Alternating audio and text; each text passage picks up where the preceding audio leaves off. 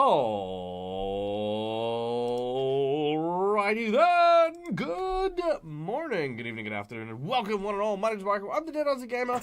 Welcome to Pathfinder 2nd Edition, Pray for Death, our assassin-based adventure featuring these wonderful and amazing Patreons who support the channel, keep the lights on, and do all of the amazingly cool stuff that allows me to stream and hang out with you guys. Guys, say hello to the folks at home. Good morning. Hello. It's so good to see you all. I hope you're all doing well. Now, I do have a couple of announcements before we kick off. The first announcement is that we have a friend of the community who is currently amidst a 24-hour extra live stream. The channel name is Runkle of the Bailey.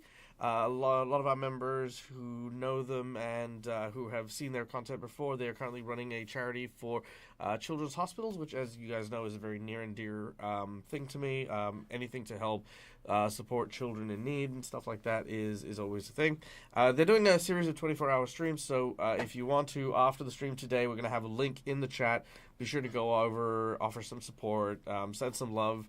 And the like, just because, yeah, it's a good cause, and it's an important thing. You know, people like that, people in those situations definitely need support, and the community is great for it. So yeah, go check that out. Secondly, I do want to draw. I mean, this is maybe a little bit personal, but I do want to draw some attention. I don't know what's been announced and what hasn't been announced, but I will ask that if you are a fan of my friend Caustic Phoenix, please go make sure to check out her streams this week. Go hang out with them. Send all love and support and stuff like that. I'm going to give this the if you know, you know. If you don't know, then obviously, like I said, then they're choosing to keep their privacy and that stuff. But yeah, just send lots of love, lots of support, their way, because yeah, they're going through a bit of a rough time at the moment. Both Becca and Mudcat. So go there. Love all the things. So yeah. She did post on YouTube, by the way, Michael. She did post it on YouTube. Oh, yeah. Sorry. She posted on Discord. Oh, she posted on her Discord. Okay, fair. Yeah. In which case, I don't mind saying then. For those of you who have followed Becca's channel, her and her partner stream, and more often than not, they do stream with their furry companions. Unfortunately, one of them has crossed the Rainbow Bridge earlier this week, so we had to say goodbye to Bella, which is very sad. And yes, please, send love. Go send all the support. It's just as for those of you who've had pets before, you know what a time it can be. So yeah, just wanna put that out there, and no one tell Becca that I sent people because yeah, shush. Anyway, the third and final announcement to bring levity back to our game is I have gotten in my possession a Twinkie. Is that a real Twinkie? Okay, you need to share so that we can see this. There you go. It's a. Oh yeah, I should. There you go. Here you go. You can see this. There we go. So I want to prove it is a official, proper hostess Twinkie. Okay, this is a real one. It came in a box that looks like it was out of like. You know, like how those like really cheap boxes, like you get out of like secondhand stores, you find like stuff.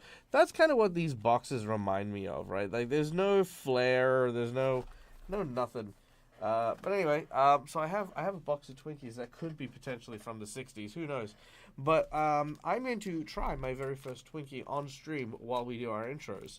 So look forward to that, and then I will give you my reactions live. While I try to survive eating this for breakfast. So, there you go. All right. That's our announcements. Now, as you guys know, we do have a series of sponsors who help our... Wait, did we get a hype train that just kicked in and then disappeared? We did. What the hell? What did we even get to?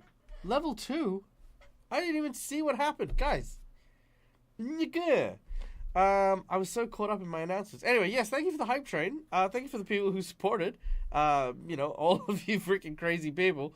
We are now at a level 2 hype train, which was completed at 50%. And I'll give you an extra level because I totally didn't notice. So let's say for today... you know what? I'm a very big fan of John Wick.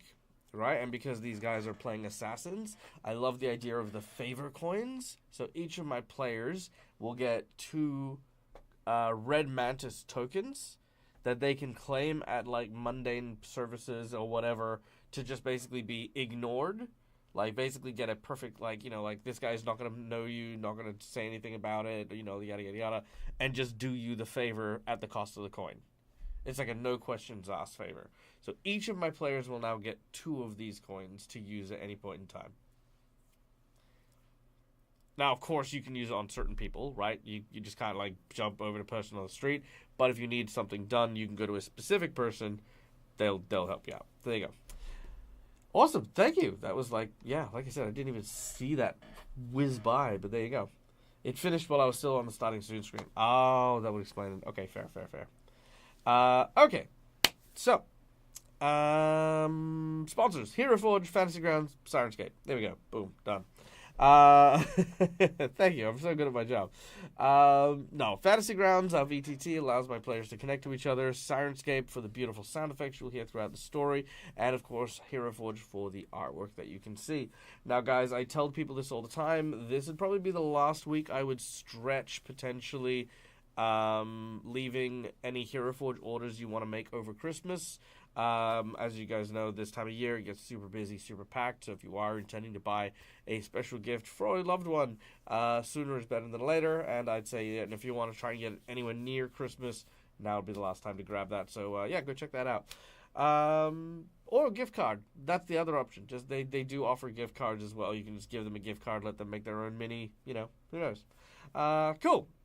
Now, as you guys know, every good story has a wide variety of characters that, go on this adventure and allow us to take the passenger seat to their adventures. So to find out about who we are playing in today's session, I'm going to turn it over to my players while I enjoy this Twinkie with my muted microphone. And to wash down my Twinkie, I have a fancy glass of Coca-Cola. Look at that. Fancy. Fingers out, So I'm going to do that in the background. Take it away, Calendria.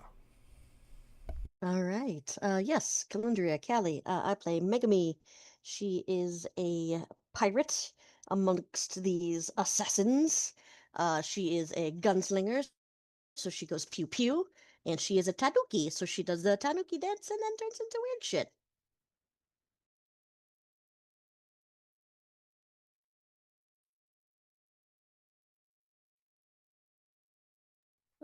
I'm so sorry. I was nonverbal for a second. I'm back now. Hi. Hi, I'm Mac, and I play Pietro. He is a debonair Dampier swashbuckler who prefers to utilize professionalism and grace and intimidation as his main abilities in combat. So he can literally scare people to death, and he does so love that about himself.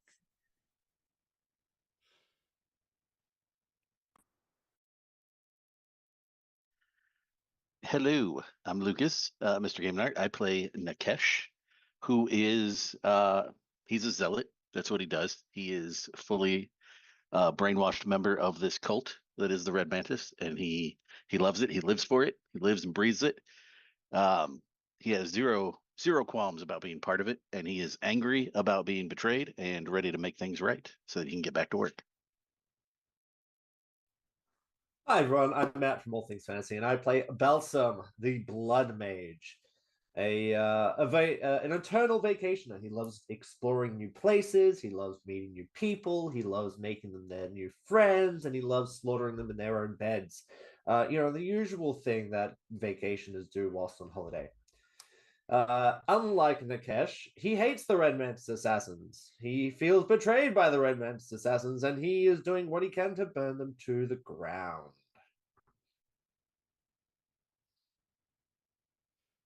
I guess that leaves me.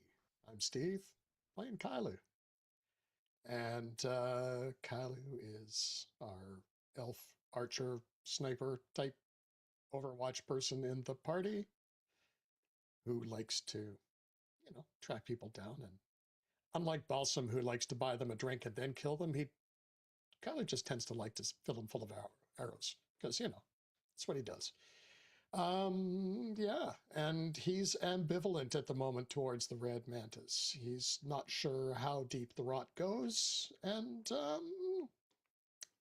we'll make a decision at the end. He thinks it's traitors. All right. Fantastic. Well, thank you, everyone. As for the Twinkie, it was weird, but it was okay. It was crazy sweet.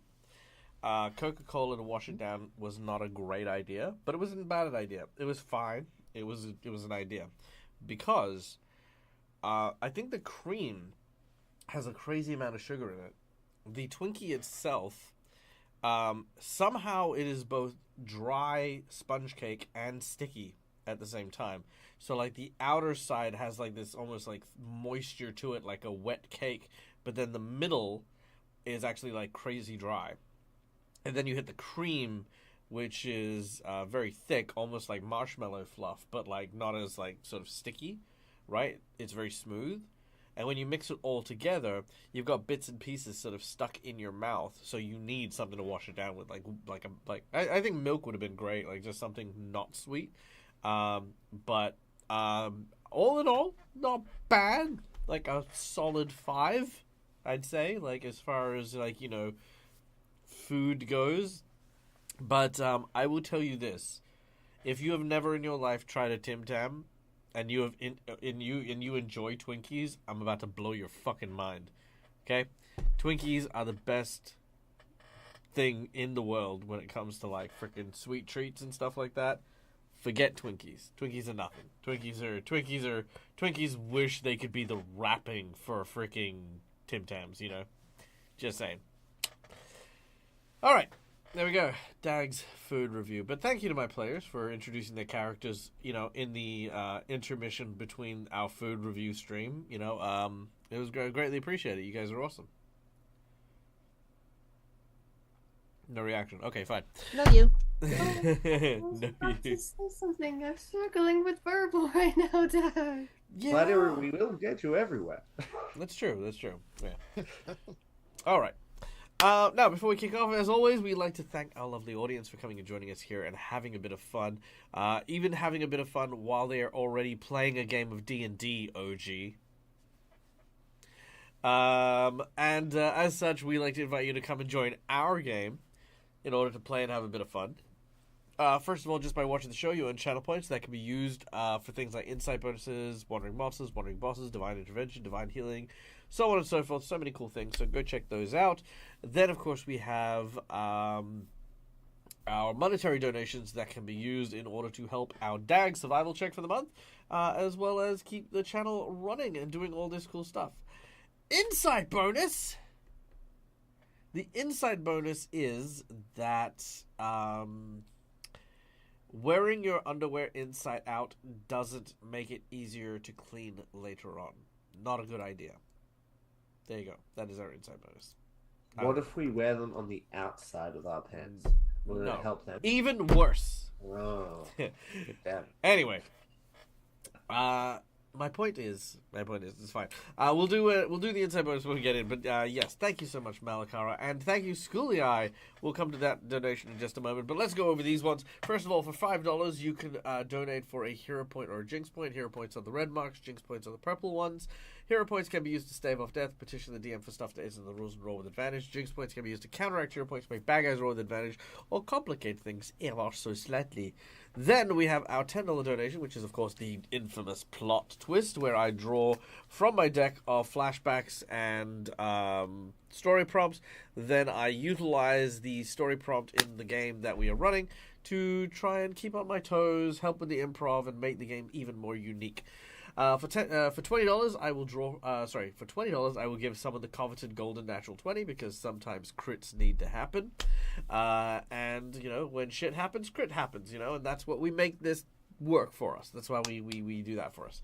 Then, of course, we have our $50 donation where we have 2 potential rewards here. First is the Harrow reading, where we will draw from the infamous deck of Harrows. It is a fortune-telling deck, and whichever card we pick, I will read out the fortune. Should, within 3 games, our heroes fulfill that fortune or reject it, they will get a boon from the creature in the card. It'll either be a boon, a magic item, or a secret fighting art used by the creature. Alternatively, as well as that, for those 3 games, our heroes will receive a blessing from the card, which will be based on whichever suit it is. So this is the Dancer, which is the key suit. So for 3 games, our heroes would get a 1d4 dexterity boost to anything using dexterity. So that's how these cards work. The other reward, as claimed by our amazing friend Schooley, is the boss buff, where we drastically increase the difficulty of an encounter the group is facing. This could be a boost to the strength of an enemy. This could be changing the parameters of victory. This could be adding a level of intensity or drama, such as a group of, flying nuns that are also harpies who play the violin, who are trying to stop you from getting aboard a boat. Who knows? Whatever it is, you are making things wild, weird, and even more dangerous. So that is the boss buff. Lastly, we have our secret menu item. Now, I don't remember what happened. You beat up the Riot Brothers last week, yes? Did you defeat them?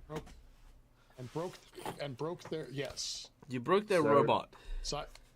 We broke their robot. Zyho's tied up, and the other one ran away to the north. Yes. Right. Now, that will then bring us, for you guys, to head to the Crimson Citadel in order to present the evidence you have found against the accused traitor who has framed you for all the stuff that is happening.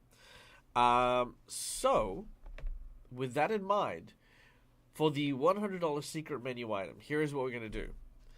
We are going to add some stakes to this trial. Now, our heroes are basically petitioning the inner sanctum, the upper echelon of the Red Mantis assassins, to go over and realize that somebody had framed them for the thing they've been accused of. During this period of time,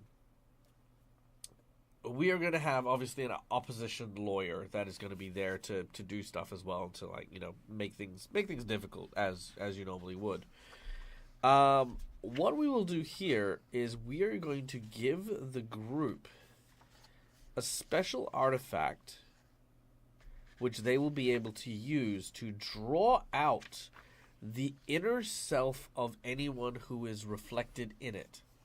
So, what will happen is, if you shine this mirror in the face of some person that asks them a question, they can give their answer and they aren't obliged to give the truth. However, they can see clearly in the mirror if they are conflicted, or if they are, lying. They might, just sort of like, it'll show their inner feelings and inner thoughts reflected in the mirror.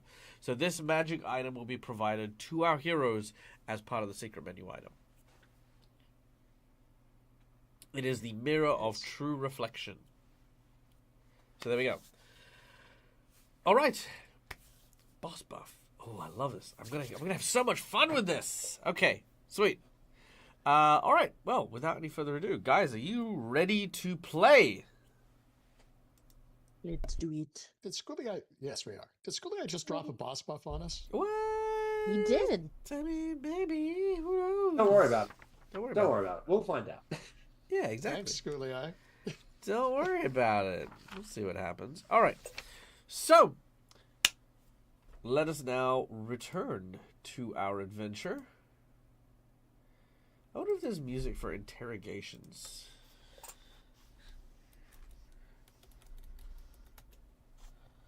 Oh, there is. There we go.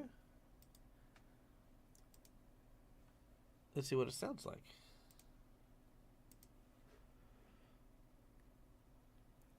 La-da-dee, la-da-da.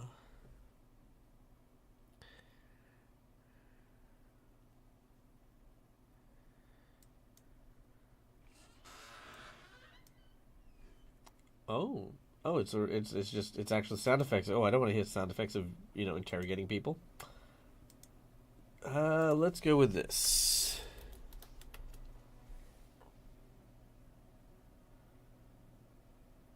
Okay, there we go. So, when last we left off, our heroes had managed to confront the Riot Brothers, a pair of mercenaries who worked around the docks at the Jade Monkey. It is apparent, as the information given to them by the Mantis Keeper, that the Riot Twins were in cahoots with Savia.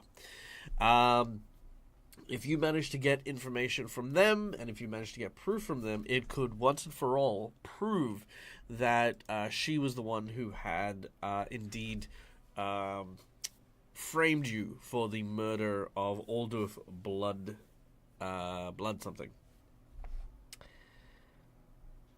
As Zaiho is tied up, his arms placed behind his back, and you having dragged him into a nearby secluded area, he looks at you, not sure if you're going to kill him or if you're going to simply torture him. Either way, he seemed very stoic and tight-lipped.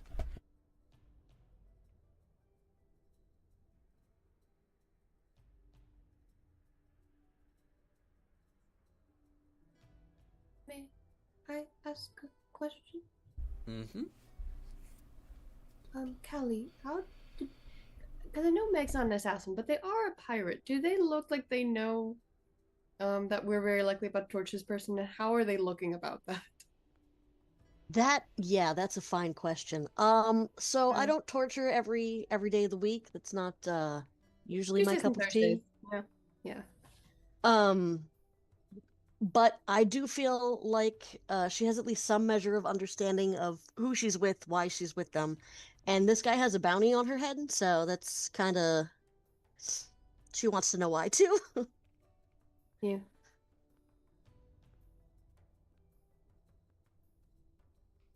Belson's going to pull up a chair beside Zero. He's going to shake his head. Zero. You found yourself in quite a predicament, and I would like to help you. But you see, my companions are a little bit frantic for information, let's say. Yeah? Okay, Go for it. real quick. Not that I'm not loving this. I love this to bit. I just want to put a little tiny silver bell ding. I remember a time where we talked about Balsam being an assassin that was very, very assassiny, but also being very chipper and cheerful and is that the mood we're going for, or are we in Matt trying to intimidate people with flowery words mode? We should probably go for the chipper one. Sorry. Let me rephrase. It's been a while since I've done it's cool. This. I know. We've gone from dangerous situation to dangerous situation. So I was ringing the tiny bell as a prompt to just be like, hey, if you wanted to keep going with that, you can. But you've also switched to Calistria. You've gone through lots of changes. You might be different. Yeah. All right. So let's try this approach. Belson pulls up a chair, sits down beside Zero, pats him on the shoulder. Well, bud, you're in for us. You find yourself not quite a bit tied up here, aren't you? Best you tell us the information we need. We can let you go, and you'll be right as rain, mate. Make a diplomacy check. Yeah, of course. Been a while since I've played Belson like a Belson. 39. Okay. With a 39, he looks at you with a kind of a gruffer look. He says, I know who you are, and I know what you want. But if I give you what you want, then I'm a dead man.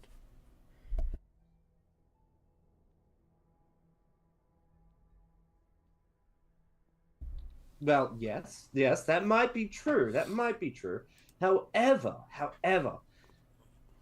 how long do you want to postpone that death? For as long as possible, or in the next 20 minutes? Completely up to you. Your choice, absolutely. I don't want to step on your toes, of course. I mean, What kind of incentive is there? Wants to stop you from killing me as soon as you get the information that you have. He says, looking around at the abattoir alleyway you have brought him to. You can sort of see there's like obviously stains of blood that are dripping down this nearby drain. You can see like all the meat hooks without any meat on it because they've been processed and stuff. Just still hanging on the wall and stuff. Your butcher friend has done a little bit extra service to make this place look super scary. Sir, you offend me. If I say I'm not going to kill somebody, that means that I am not going to kill somebody. I might be able to even tell my companions to do the same. You cast a gaze over to your companions. What's the vibe? That my weapon is looking real interesting and I am cleaning it. Very intimidating. And Kyler's like, well, your brother was readying a ship to go and deal with that child, I believe, which I don't approve of beating up on children, but that was a pretty capable child. So if you give us what we need, then you would probably be ready to escape quickly. Might even see our way through to escorting you to the ship.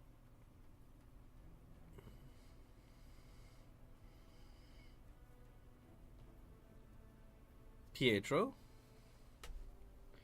Thank you. Okay.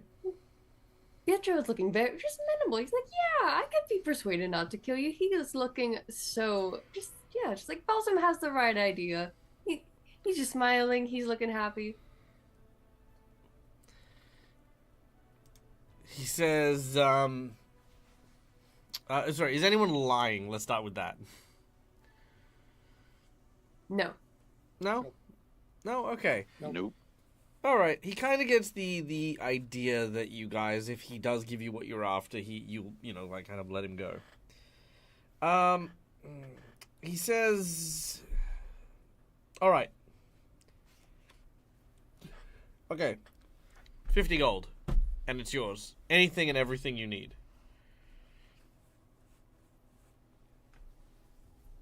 Why would you need gold? Why do you need this information?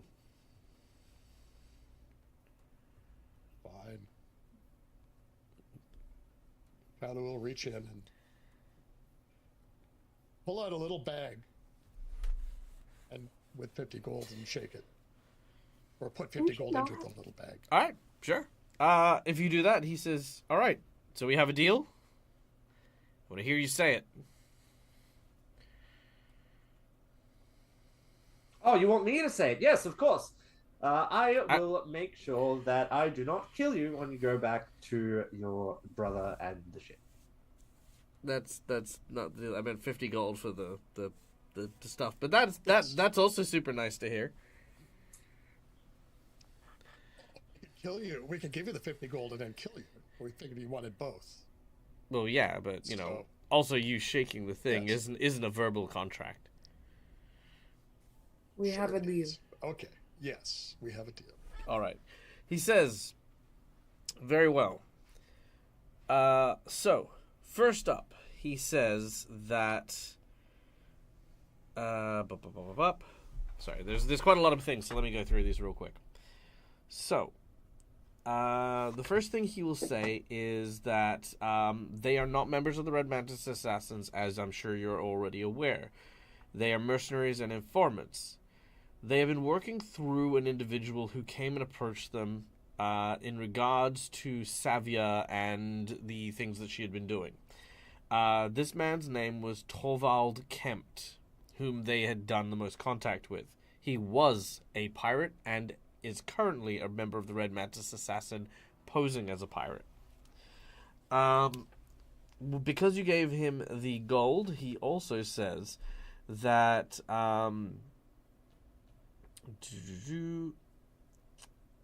he also says that there are various locations that the conspirators used in order to share informations and supply drops. Here is a list of names of low-ranking agents within the Red Mantis assassin who are part of the conspiracy, as far as she can tell, whose end goal it was to replace Blood Mistress Jacqueline with a member within the Vernaille. As with the other conspirators, these guys don't seem to know exactly who in the Vernaille is leading the conspiracy. All the information that they provide is hard evidence that he provides you. Torvald Kempt will know who the original contact is, but this is what they know.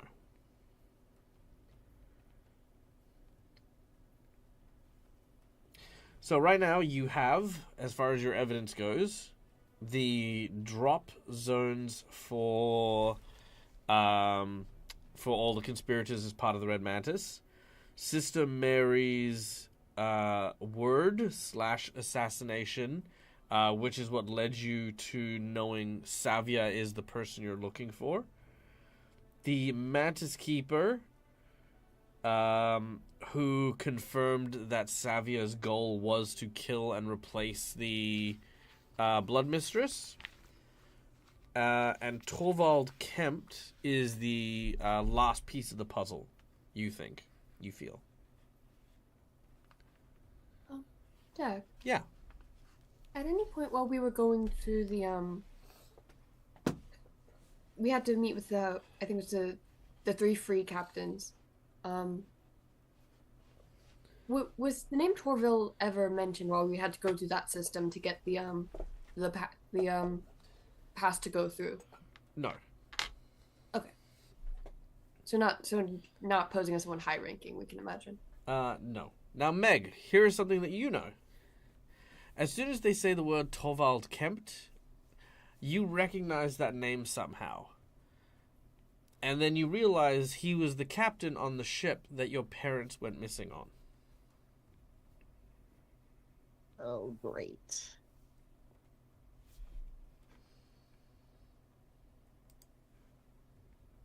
Sorry, I'm writing it down. Yep.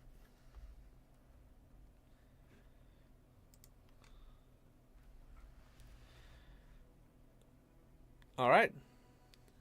So, just so we're clear, Savia is the one who's leading the charge to replace the Blood Mistress. Mm-hmm. Torvald Kent is working for her, who's acting as a pirate but as a member of the Red Mantis Assassin. Supposedly. And we have supply drop locations and names of those within the conspiracy. Correct. Now all you need is hard evidence that Savia is the one instigating all of this. Because right now you have the word of the Blood Mistress... sorry, not the Blood Mistress. Sister Mary, who unfortunately is dead. And you have the word of the Mantis Keeper, who unfortunately is... it's a he said, she said scenario. But she did say that these guys, the Riot Brothers, had hard evidence. The Riot Brothers are saying they have some hard evidence, but this person is the main contact. Which means that your hard evidence for Savia's involvement is probably with him. And do we feel confident that this is all legitimate? Like this is all he has to give? Yeah. He's got no reason to hide it from you, because he intends to use the gold that you're going to give him to go with his brother and leave the hell out of this place. And do you know where Torvald happens to be? Torvald, yes, he would be getting plastered.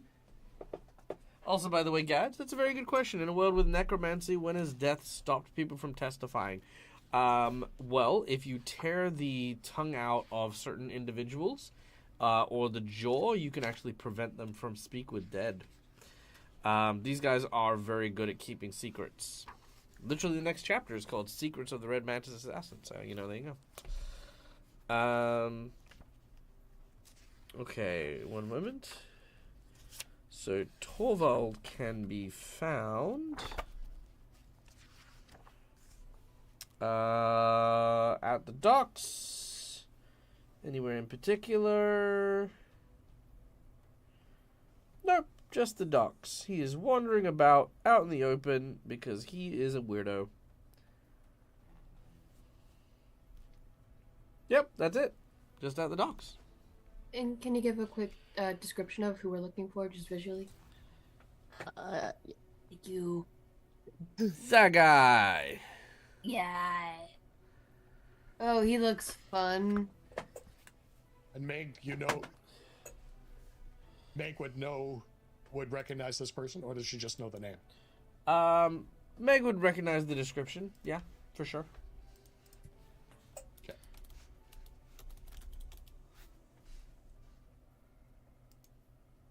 Meg, you kind of reacted to the name. Do you know this person? I have heard the name before. A few times. Would you recognize him? Oh, yeah. Awesome.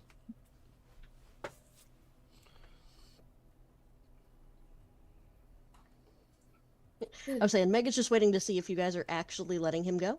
So. Oh, yeah, Belsom is. Yeah, Pietro's about to ask. Well, Balsam, should we let him on his merry way then? Oh, yes, of course. He's been very helpful. He's been very, very helpful. I'm quite happy to let him go through the streets. Yeah, absolutely. Thank you for your help, Zio. Would have been a lot easier if you just told us this to begin with. Would have been able to, avoid all this unpleasantness.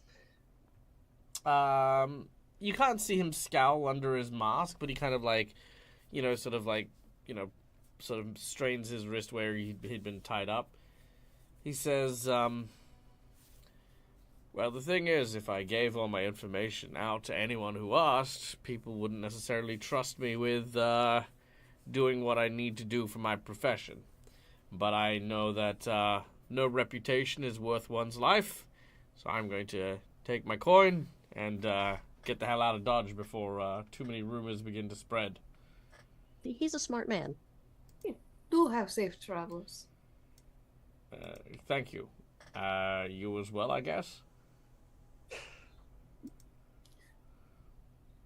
And he'll run away. Now, remember, guys, Velsom has given his word that he won't harm him. Doesn't stop anyone else. No, but we are not doing that. He will Balsam. run as We are not fast as doing he that. can. We are not doing that, Balsam. Yeah, I was saying that wording was very He's specific. legging it down that street. There is not a contract for me to kill him. I'm not killing him. Yep. Kylan gave him money, so, it's like... You want he that could money get back? his money back, I Now, suppose. if Balsam wants to take out a contract for him to get murdered, then Nikesh is more than happy to murder this guy for you. Yeah, But he's not we gonna gotta do it get on the his own. There's paperwork no to get reason. Approval. I love that we're nickel and diming each other. It's very odd, but sure, you can if you'd like. Pietro will ask Meg, so what do you know of this man? Would it be a good idea if you were the one to approach him, or if someone else did? Dag, would it be a good idea if I was the one to... So you have no idea if you personally have any... What's the word? How do I explain it? Like you're looking for a ship that went missing ages ago. You know what I mean? Mm-hmm. Right? Like they have no, like you don't know if they'll see you because you weren't on that ship either. You know what I mean? It's not like you were a survivor of the ship. Right. So the question, I guess, is like, how do you want to go about it? Like, if you walk up to him and just say, "Hey, by the way, my family was on that ship," maybe they'll freak out and run away or whatever. If you ask, they might be like, "Oh yeah, I was on that ship, and I'll just tell you the story." You know what I mean? Like you don't know. You know what I mean? Like he should have no reason to flee or to run from you in any kind of way. Okay. Oh, sorry. Yes, Malakara's plot twist. Thank you. Sorry, I wanted to get through the interrogation first. Plot twist. Thank you so much. It's a twisty plot. It's a twisty plot. Okay, Malakara, your plot twist for today is dun dun dun dun. Here we go. Let's go. Let's go from over here. I'm feeling something from this part of the deck. Hiya! Uh-oh. That is a sanity check. All right. perfect sense for us. We're Yeah, completely sa- sane. sanity check it is. All right, let's go call a Cthulhu on this bitch. Ugh. Okay. There's weird And I things think at the that other talk, thing man. was the other thing about the insight bonus that she redeemed at the beginning as well? We'll get that. We'll Okay. get that. We're not here yet. We're not there I yet. see. Okay, no, that's fine. I just Yeah, so Meg's answer will be, I honestly don't know that he's even going to know who the hell I am. So it doesn't matter either way.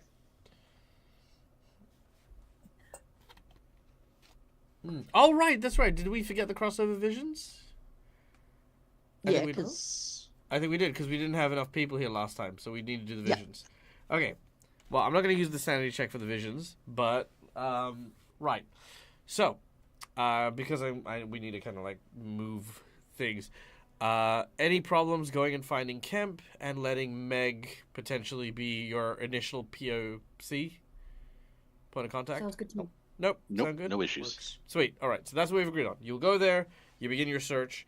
Not going to make any kind of challenge because let's face it, if you fail that challenge, that's the end of the campaign. So I'm not going to ask you to roll a survival check to go and find people or to use a diplomacy check to go and ask around. And that is a good way to DM because you don't want to make a challenge that ends your campaign. So, yes, you guys will take a good couple of hours to do some scouting about the docks before you find them. Now, the vision. Throwing our minds back to the crossover event, or a little bit into the crossover event, everyone made contact with the shard of glass from the Hourglass of Fate. At the moment in which that happened, everyone at the same time received the exact same vision. Now, this vision took place on a beach, I believe. Let me just double check this.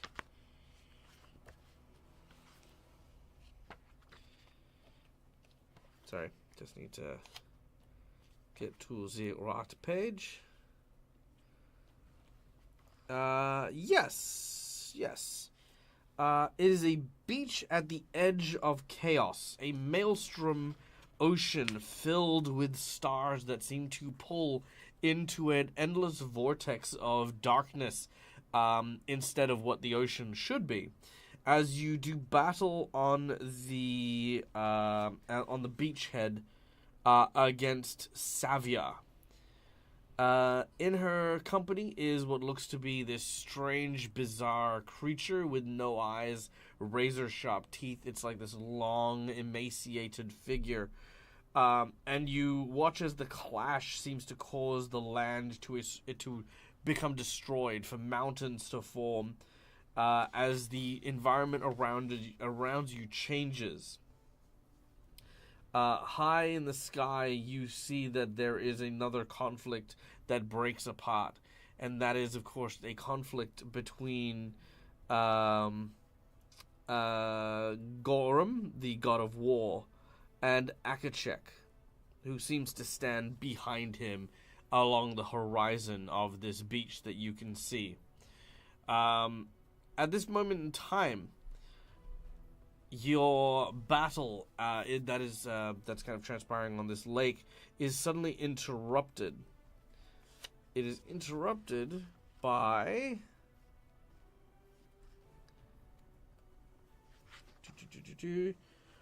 two very large serpentine creatures. These things here.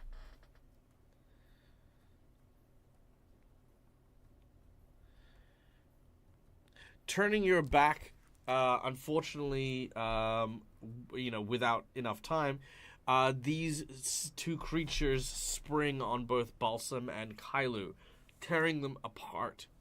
Nikesh, you are caught between a decision to fulfill your duty and save your friends, and in that moment is when Savia stabs you through the heart.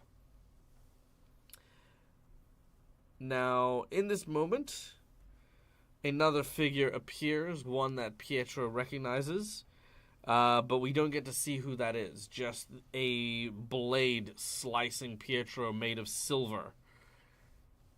And Meg leaving you with all of the villains to fight alone. But this scene pauses for a second. And as it does so, you see a vision of the pariah. The pariah points out to sea. As the time lapse rewinds backwards, it points to the sea as a warning. Do not turn your back to it. Always face it. That is the warning you are heeded by the pariah as it cycles back to you guys. At the moment that you got the vision, you were nauseous, kind of felt a little bit odd, but the warning has been given. Okie doke. Yep. Okay. Done and done. So now,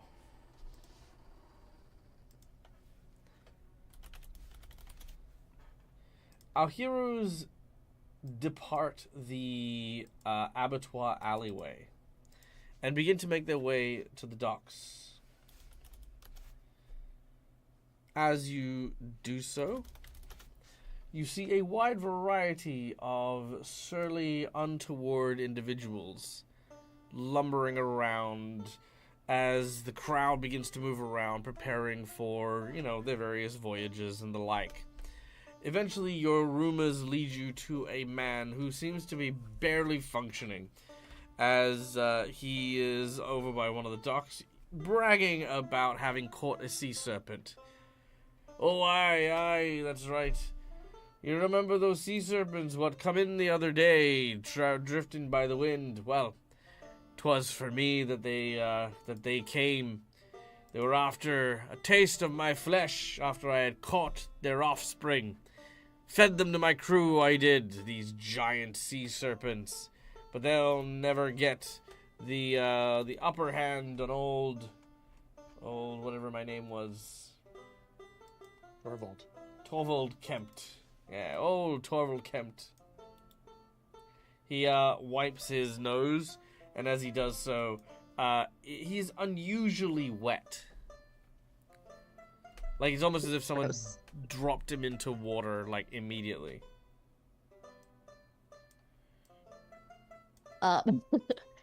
Meg is gonna sigh and just kind of, to whoever's closest to her, be like, that would be him. Does he always look like that? No. Not, well, it's been a while. Maybe.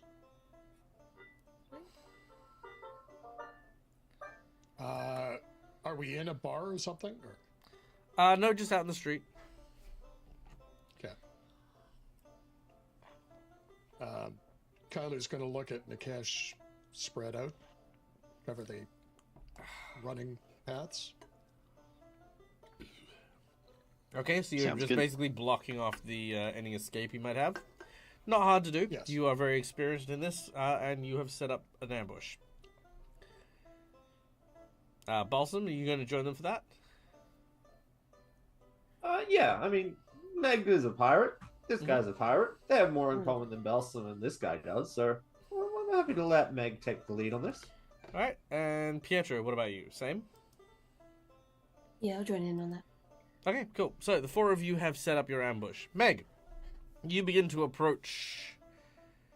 As you do so, Torvald eyes you and he says, one of the, what are you called? Ratsukis from the distant lands of Shmen. Yes, it was a long way from home you've come, young lass. Have you come all this way for an autograph from the famous Torvald Kempt? Mighty pirate. You know what? No, can't say that I have. No matter, I have just- one for you anyway. He hands you a signed headshot. Great. Thanks. I think.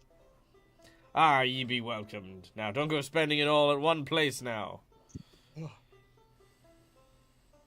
I will try not to. I actually just heard you telling your tale of the serpents. Yes. Happened only but a night ago. There we were, out on the open seas, darkness enveloping us, darker than the sails what we drag behind us, when I saw, out of the corner of me eye, across the horizon, these beating lights. Now I could have stayed the course and managed to make good time with me shipment in tow, but instead I went, no, Torval. No, you will not take the easy way. You will find out what bears the dead lights at night. And following it, my heart strung true when I found myself upon a nest of sea serpents. Realizing I could make a wee cut of coin, I jumped overboard, knife in my teeth, and slew a good dozen of the beasties with my bare hands and trusty side knife. That's pretty good. Do you have that knife on you now? He says, but if I did. Unfortunately, I lost it to the waves while I was wrestling with the beasts. That's unfortunate. Think that would be worth more than this headshot. Well, that's a bit rude, but trust me, 'twas nothing special for the knife, just one that I was using to cut me cheese while I sat upon the deck late that night. Managed to take out a whole nest of sea serpents. That's pretty impressive. I am a very impressive man. You have a ship? As you laugh, he mistakes your laughter as that girlish giggle, like flirting. Oh, he leans on one of the walls and he's like, just, yo, then what's I up? will play into that shit. All right, I'm here for it. He's like, yo, what's up? Okay, yep. Where's you must have a pretty large crew then. The largest. Matt. I wish I could see Lucas's face. By the way, Lucas, after dark moments here. I was gonna say, Lucas, just FYI, this is all roleplay, man. Okay, we're good. Don't come off. No, you're good. You're good. I would say just watch Matt's face, and you'll pretty much get what my reactions are. It's pretty much the same. Yes, Matt. Oh God. You're very lucky I didn't have a sip of soft drink before, else you would have had a 3D spray come out here. I meant to say earlier, is it okay if where Pietro is, he's still close by in case someone decides to ambush Meg, so Meg's not just on their own while we're all at the exits? Oh, so to be clear, you guys aren't at exits. What you guys are is you're all nearby in various spots to make sure that if he runs, you can quickly stop him. So you're all close enough to both hear and react. As in, you would still all be one movement away, but yeah, that's about it. But thank you for asking for clarification. It's important if you to help with the mental image as well. Okay.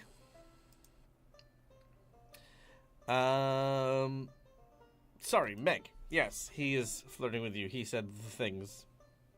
He did. He did indeed. He did. Oh God. All right. So Meg is going to then say, "You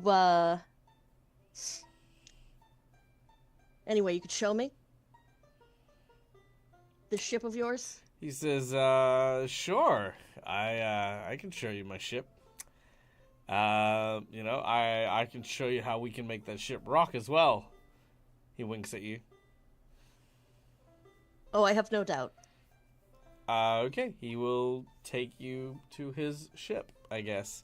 I presume the assassins all follow, which I'm not going to ask for a stealth check. Again, this guy is not overly concerned at this point with you. And eventually... Yeah, go on. I love that Meg has very easily, just quickly supplanted Balsam's role of just anytime we've put them alone in an encounter, it's ended up being a flirtation or seduction. Oh, Every time we put them alone with an encounter. Oh, just wait. It's gonna get weird. So, as you make your way towards the docks, eventually you come to a very impressive looking ship. Torvald says, "Yeah, wait here a moment." As he goes onto the deck, he has a word with some of the individuals. Everyone can make a perception check if you'd like.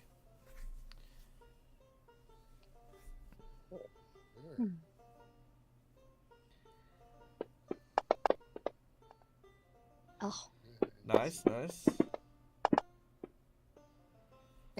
okay, that was great though. It was 39, almost 40, really 41. nice. Okay. It sat there on 17 and then went off.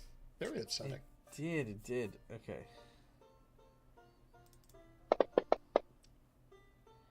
Oh, you didn't do great. All of you pass. So all of you can see he slides what looks to be a few coins into the palm of this person, as he comes down and says, "All right, let me give you the private tour." And as he walks up, all of the sailors immediately say, "Captain on deck! Captain on deck!" You know, and they keep moving shortly after, and he goes, "At ease!" And he begins to take you onto the boat. Now, obviously, our assassins can't go onto the boat without being noticed, because it's filled with people, unless you have the ability to hide in plain sight, which I think Nikesh does. He does indeed. And Kailu does as well. Yes. Balsam, Oh my God. Does Balsam and Pietro? Balsam? Stealth? What are you? Ridiculous? No. Okay. I do not believe I do. I can stalk people, but unless I have a specific target, then I can't hide in plain sight. All right. I do, Very well. though, however, have the ability to make a group stealth check. Anyone within 10 feet of me uses my stealth check for theirs. All right. Well, if you guys would like to, you may use that ability in order to make a stealth check to try and sneak aboard the ship. While you guys are doing that, welcome into our raiders from the Lollygaggers. So good to frickin' see you. Let's explain what's happening. Our heroes are trying to get information from this handsome devil named Torval Kempt, who apparently has information about who is behind the framing of our assassins among their own assassins guild. Right now, Meg, our Tanuki pirate swashbuckler, is laying down the moves and has managed to get a private escort to the captain's quarters. Our heroes are trying to board the ship subtly so that they can keep an eye on Meg. Meg also is trying to find out about her lost family's ship, which this guy was also the captain of. So they're currently, amidst all of that. But right now, just trying to find some private areas and the like. That's pretty much where we're at presently. Again, welcome in chat. And if you have any questions, don't hesitate to ask. We are a very inclusive channel, so we always like to make sure that people know what's up. Now, the inside bonus we got from Malakara earlier on will give you this one hint. You also don't necessarily need to stealth. Clearly, this crew is bribable. Because this is also likely not Torval Kemp's actual ship. And he's likely bribed this crew to, fake Pretend. being... Yeah. Okay, good. So I wasn't completely insane. Because, when I did this, I did not expect to be brought to a big ship. Yeah, that's very true. This is a massive ship. Balsam would like to wait till Kemp, goes underneath. Or they'll go into a pair of double doors between the stairs that lead up to the helm. And then Balsam will probably suggest just paying the crew to go out to a pub for a drink or something. Like everyone on the ship go for a drink. That's a good couple hundred people. Yeah, that's fine. I mean, if you want to pay them, you can definitely do that. Yeah, that's fine. All right. What is it? About 200 silver? Pardon? 200 silver? Yeah, I think 200. Oh, no, I was actually going to say probably closer to about let's see, 200 people, 200, 300 silver, and that's about 60 gold. Oh, 60 gold, easy. Yeah, about 60. Yeah, about 60 gold will cover it. All right, you head over to one of the guys who you saw Torval speaking to. He says, "Can I help you?" Yeah, I wonder if I could have private access to the ship. Me and my friends. I don't think we can allow that, sir. That's after all, the captain is currently on shore leave, and he expects his shipments to be in place and ready to go by the time he returns. I understand that, but wouldn't it be great if you had? I mean, you have a long. I was guessing you have a long journey ahead. I'm sure you and your crew would love to go out for a drink or two before heading out on that journey. Yeah. Felson will pull out the gold onto the table. He'll have a look and he'll sort of nod, like, we have been working hard. I'm sure we can take an hour for some dinner and libations. Absolutely, you deserve it. He scoops the coins and says, boys, leave it where it lies. We're making shore and getting some grub. You hear the crew go, yay! And they all begin to march off the ship. Sweet. We now have the ship. Meg, inside the captain's quarters, you all of a sudden hear the crew go, yay! There they are.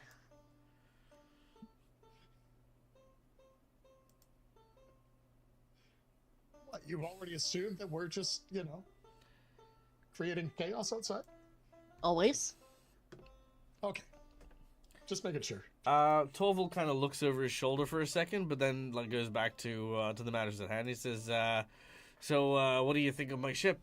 Largest you've ever seen, huh? Well, nope.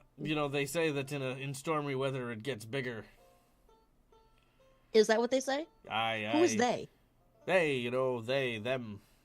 Yeah, okay, I gotcha. What's it called? What's what called? I can't tag, hold on. Yeah. Callie, does homegirl need a rescue? Your massive ship. He says, it's called the Rising Thunder.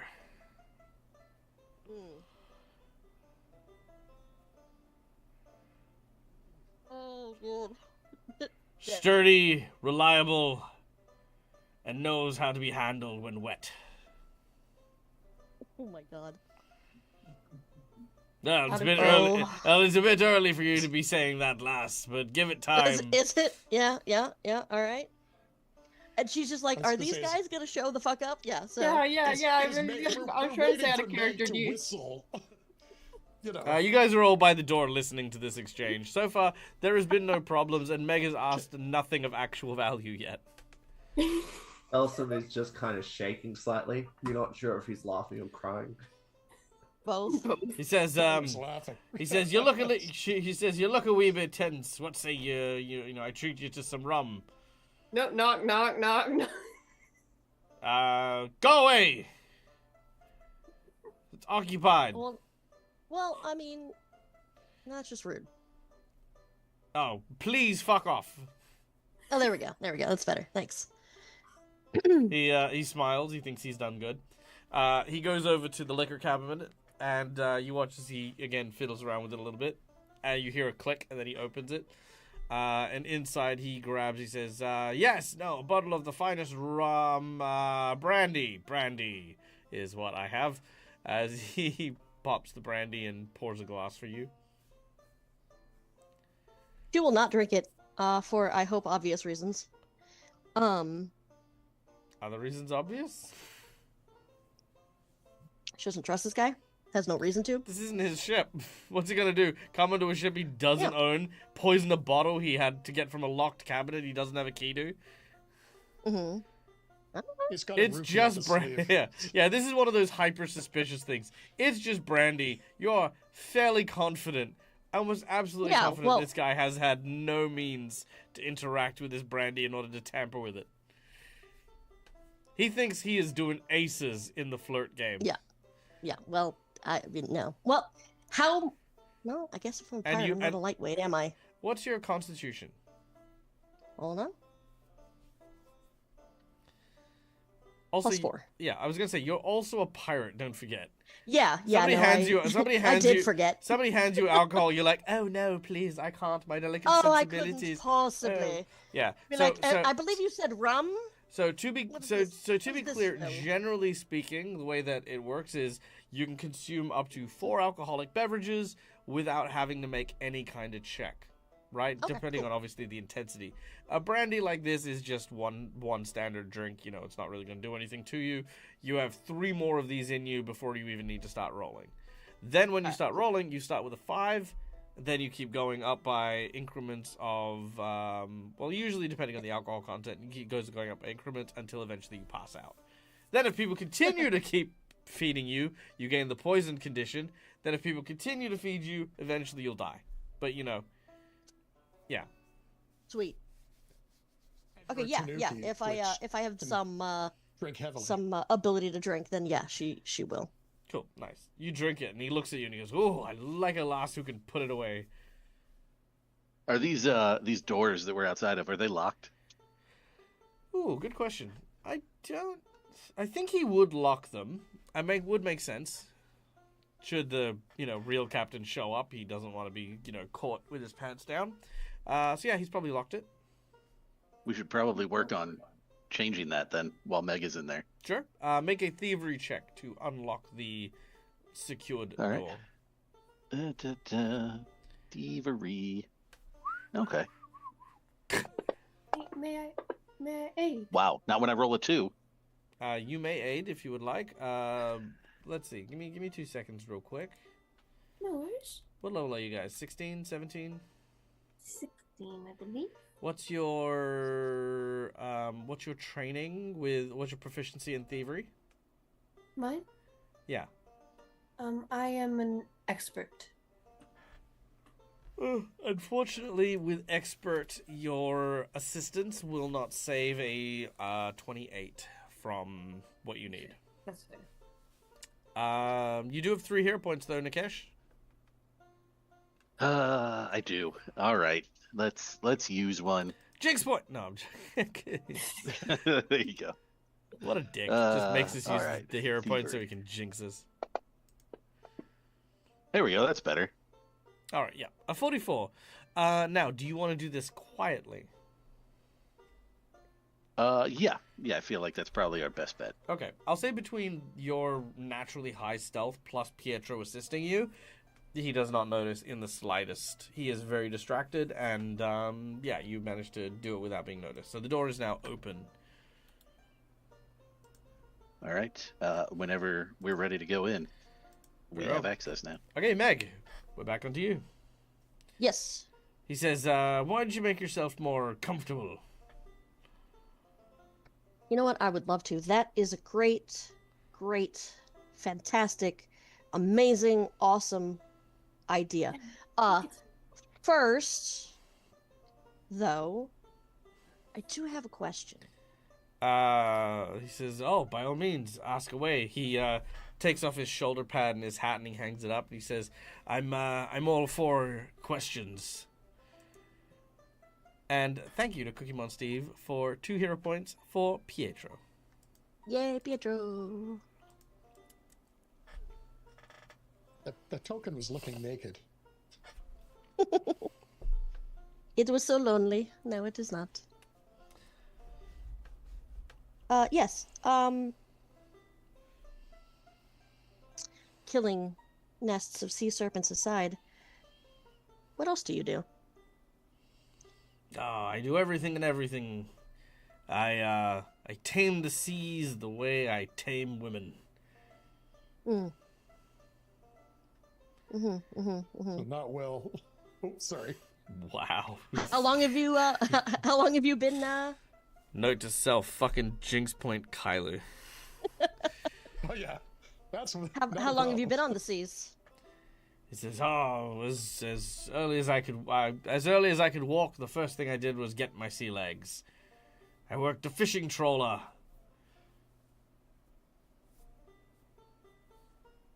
I don't imagine you remember every ship you've ever been on or captained. I remember all the ships that I've ever been on. I remember them well. I still feel the grip of the helm beneath my supple fingers. Oh God. Okay. He then licks his finger. Dag, please. Look, he's got an agenda, which Yes, has been yes. which No, I know. you I'm have lent into. So he I is most still definitely there. He is still there. This is the conversation we're having. Hmm. So nothing else, just fighting sea serpents? Any swashbuckling against other? How do you say people? Is it just people? It's just people. Yep. Does people cover all? Okay, cool. He says, "Oh, I've buckled many swashes." He says as he rips off the buckle of his of the belt that he's wearing. Okay. She's gonna reach. Well, how close to the door is she? Or a wall? Doesn't really matter. Like 5-10 feet. Okay, cool. She's gonna take a step back and she's gonna knock twice on whatever wood is closest to her. Okay. You knock on wood. I'm character Callie says. I'm sure you want us to come in. Mm-hmm. Yeah, we're in. We're in. We're so in. We are in. We are mean. All right. Very suddenly, bursting in are 4 assassins who look at Torval, and Torval looks at all of you, and he does not seem surprised. No.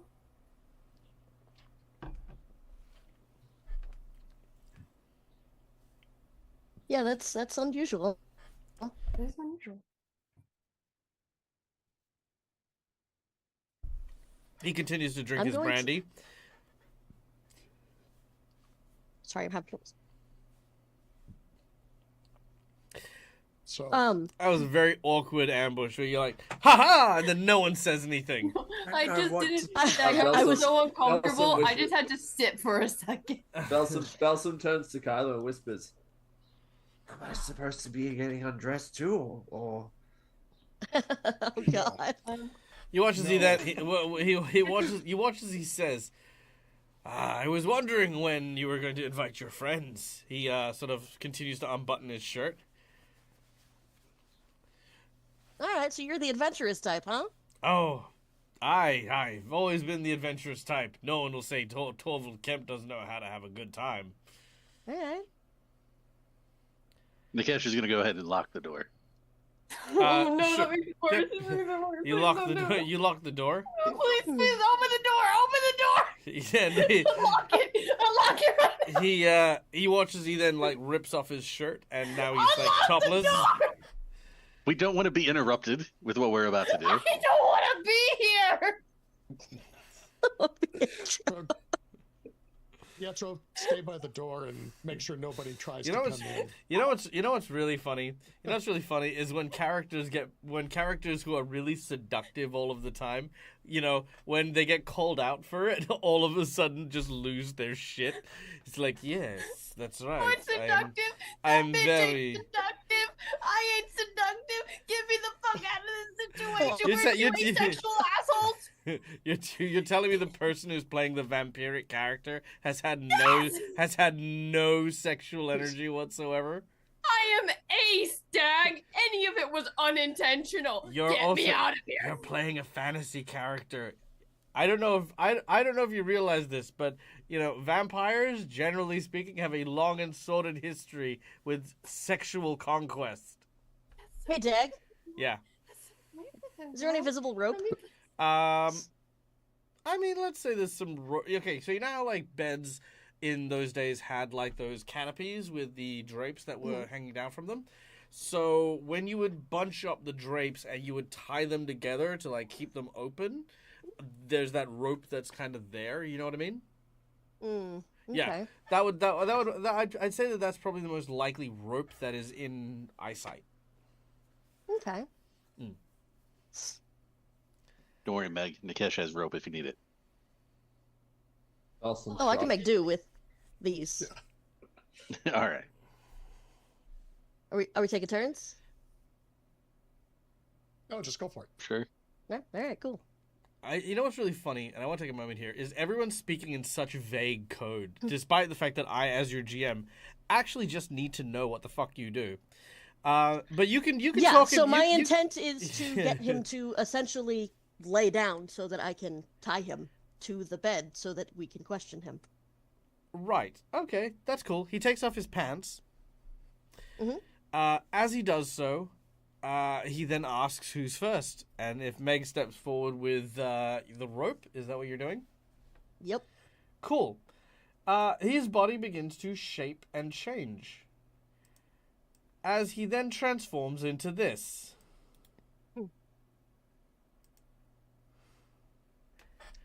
The reason he was taking off his clothes is he didn't want to ruin them when he kills you all. Sweet. And I will move this so that the audience can see. We got that vibe that's what he meant. I thought we got that vibe. I didn't know we were still going for the seduction path. Dude, he would not drop it, so I was here for it. He would have. But now we're here. So, as his body begins to shift and change, I want to thank Schoolie for the boss buff here. This is, for those of you with a religion check, which, Nikesh, you would know what this is automatically, but anyone else who would like to know, you may figure this out. These creatures are known as Shemhazian. They are effectively demons who specialize in the torture and torment of mortals. Very often, Sister Mary would actually work with one of these creatures in order to learn more about the full extent one could torture a person to get information without necessarily triggering that, I will say anything to stop the pain. Works just as well psychologically as well as physically. These creatures are all about pain in any kind of way is how they derive their pleasure.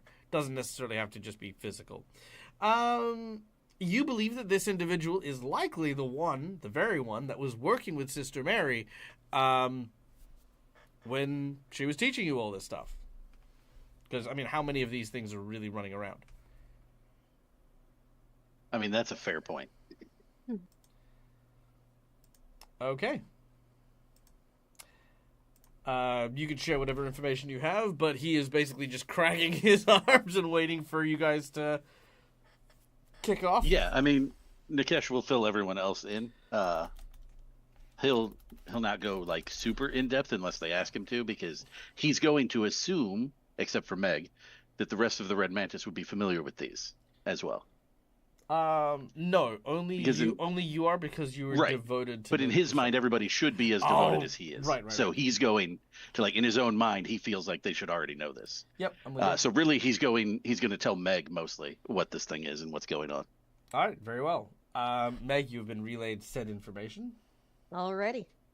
Obviously, the rest of you will be able to hear it as well, but he will be directing it to Meg because he assumes the rest of y'all already know. While this is going on, Kyler's going to pop a health potion. Because he hasn't bothered to heal himself since the stuff. Let's say that you've healed yourself beforehand.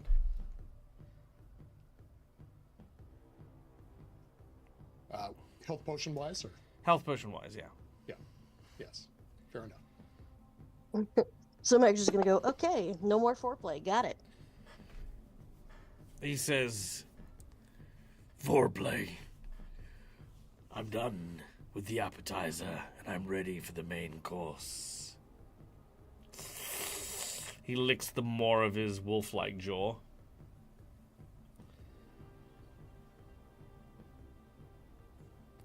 Once again, Josh shrugs. I'm always open to new experiences. Wait, don't I know you? I feel like we've met before. Child of the temple. You don't know me, but I know you. You were Sister Mary's favorite, the one known as... And as he says a word, it actually censors it out of his own lips. Ooh, did he say my real name? He says your real name. Oh, shit. That's awesome. Nice. Deg, for my edification, so this is, this guy has always been one of these things, not like he's taking on his form? Correct. Okay.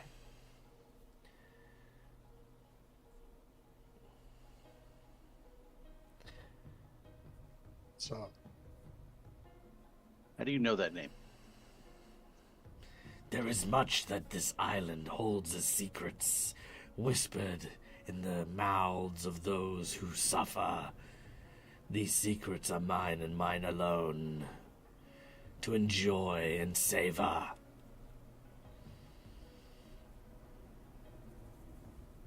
You'll be surprised. That makes a lot of sense. He says, he also says, you'll be surprised at what people who find pity on, the drunk and downtrodden would share out of a sense of guilt. He says it's why Torval Kempt is one of his favorite forms, to become a burden to society and watch as other people who are well off cut their limbs apart, trying to save you from your own demise, is truly a pleasurable type of way to torture someone, till the good have no good left in them, and their charity is waned and dried to a husk.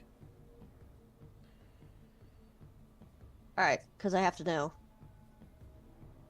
Name Slice of Life mean anything to you? He starts to laugh. Yep, I'm gonna kill him.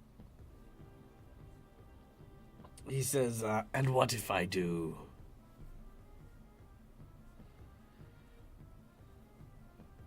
I would find it really cool if you would tell me what the fuck happened.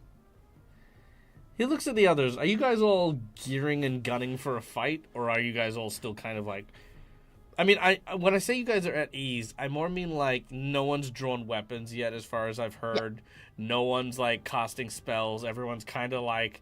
There's tension, and you guys are all ready to like leap into stuff, but no one's jumped in just yet.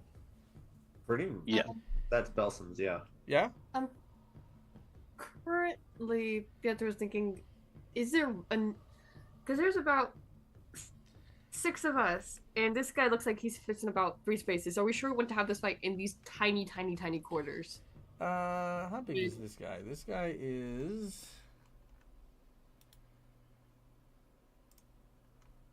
Well, honestly, right now, Nikesh is trying to avoid a fight, period. That's fair.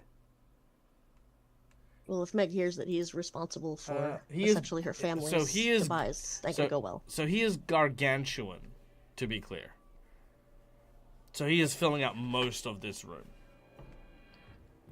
I don't know if I may request, like, I may just try to, I may He's the size of a whale.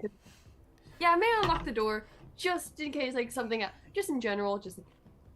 You'll need to make a thievery check while he's in front of you, and he is indeed watching you. Do I have to do it stealthily? Okay, I'm not gonna lie. He has spider eyes. It's very hard for him to miss stuff. Yeah, do I have to do it stealthily? Can I just... Oh, you can do it in a panicked way, but you might leave yourself vulnerable. Because keep in mind, you have to turn your back to him. I like to imagine Pietro's like, huh. Reaches behind them, grabs the door handle, click. Oh no! It's a key lock, so it's yeah. So yes. I'm sorry. So the answer is yes, you can. I will just inform you that you will have to turn your back to him. Doesn't mean he's going to stab you right this second. It just means that while you are doing this, you're not facing him, for the purposes of stuff. Mm-hmm. Cool. All right. Not a problem. And again, this lock, now that Nikesh has opened and closed it a few times, you know how to manage it pretty easily. Mm-hmm. I'm sorry, I kind of forgot the answer to it when he says, what will happen if I tell you? You said, I think that'd be peachy keen. Was there anything else? Yeah, like that'd be fucking great if you could tell me what happened, is the long and short of it. I want to know if he's responsible. And he wants to torture you by not telling you. Yep. He says, well, then what's in it for me? Why should I share this with you? The torment you've gone through for years, not knowing what happened. He says not knowing what happened to your parents, to never know the truth, and to come so far and be so close. He sort of smells in deeply through his nostrils. Yeah, Meg is pissed, so that's yeah. Why? Why should I share the truth with you? Goodness of your heart. You're definitely not betting on that. No. If I may interject here, Mhm. do you need to cause the pain and anguish yourself to enjoy it? Oh no. If I can convince no, he says, is that what sister told you? You know better than that. The best and most exquisite pain is one inflicted by the victim themselves. You get someone to torture themselves. Delightful. Well, I'll tell you what. If you help us out, we are going to go cause a whole lot of pain and suffering. It'll be a veritable smorgasbord for you, as long as you're willing to work with us here. He stops and he smiles. You are not the first to make this offer, nor even the second. I'll tell you what.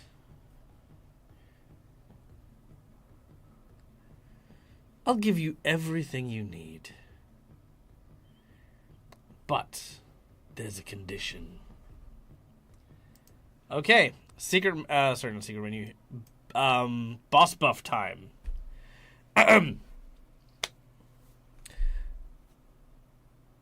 I will share my story from start to finish. I will tell you what happened to your family. I will tell you everything you need to once and for all settle the score that you have with those who act against you. But you, he says to Meg, you will have all the power. He hands you what looks to be a crystal dagger. He says, this dagger holds a very unique power. It has the ability to slay fiends and the unholy, made from the shard of the sword of a fallen angel. I use it when I have to torment outsiders, but it has another function. The slaying, the true slaying of creatures like me. All you have to do is listen to the story, and if I get to its end, you will have all of your answers. Fail, however, well, then you will have to deal with what is to come on your own.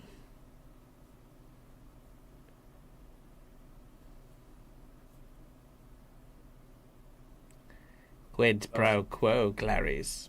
Yeah, Dawson's going to look between this demon and Meg, and you can't see his face, but it's visibly going to go, oh, no. It's instantly going to drop.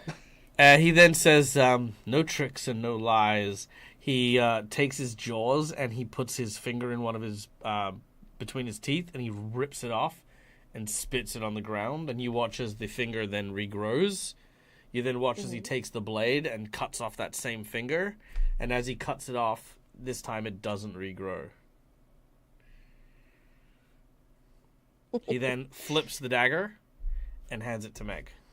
Yeah, she will take it. Okay. Oh, God, okay. So, our story begins, he says. We can't skip towards like the Red Mantis assassin betrays and then go back. No. Hey, mine stuff is older. You will sit there and you will wait. The world is fraught with pain and anguish. I'm not gonna do the accent the whole time. Yes, Pietro.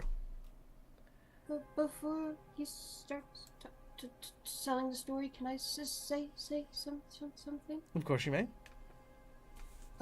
Just sort of reading this guy's just horrid, unfortunate vibes. You'll be saying this with like the genuine levity that this guy seems to approach the subject with. Like, would having to hear you speak for that long not be torture enough? He says that's the point. And then he, makes a point of pointing at the dagger when he says that's the point. He still makes puns. That's Even like your this, he job. still makes puns. Oh, you are good at your job. I already want to stab him, you guys. All right. Against my ultimate rage That's why raider. I love Kyla's it. getting ready to knock Meg out. All right. He stands close to Meg. Close enough that the dagger is almost pressing into him. Now, keeping in mind, when I say this guy's about the size of the room you're in. So this guy's massive. And he's looming over the top of you as he says this. Now, I'm not going to do the accent the whole time. I feel like that's going to be a very hard thing to do. Especially a first-person perspective. And we only have 20 minutes of the game, and I'm not going to spend it just monologuing at you. So he tells you a story of how, in the midst of pain and anguish in an ancient time, the Red Mantis were torturing a victim for information. And he prayed not to a god, but to the fiends themselves. That pain and anguish was so delectable, he found himself drawn to it. This victim bargained anything in order to allow this pain to end. Sorry, no, not to allow the pain to end, but to instead inflict it upon her captors. I answered, I agreed, and she then did so. Each and every person who laid blade or hand upon her was given retribution. Not righteous, but pure and vengeful. This person would eventually make a pact with me, and that person was Sister Mary. The Red Mantis didn't know what to do with her. She was a murderer, if anything, and had killed a good number of Red Mantis by her hands at a very young age. But they realized she also had a different talent. The tortures that she'd performed on the Red Mantis before they died were exquisite, clean, precise, a piece of art.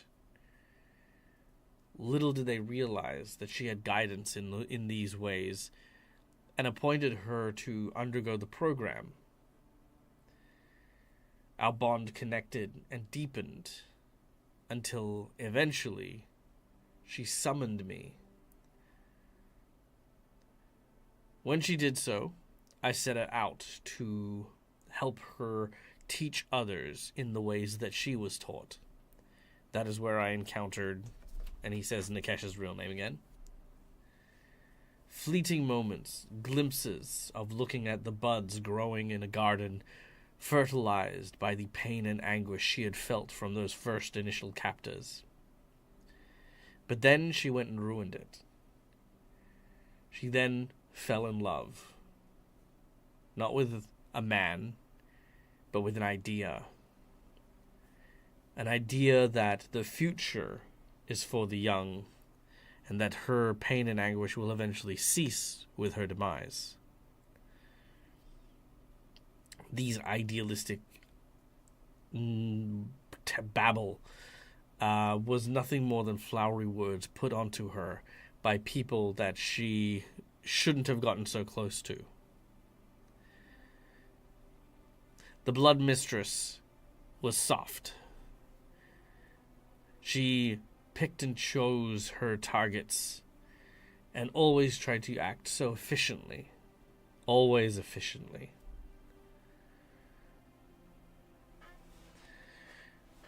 Eventually, I was procured as an agent,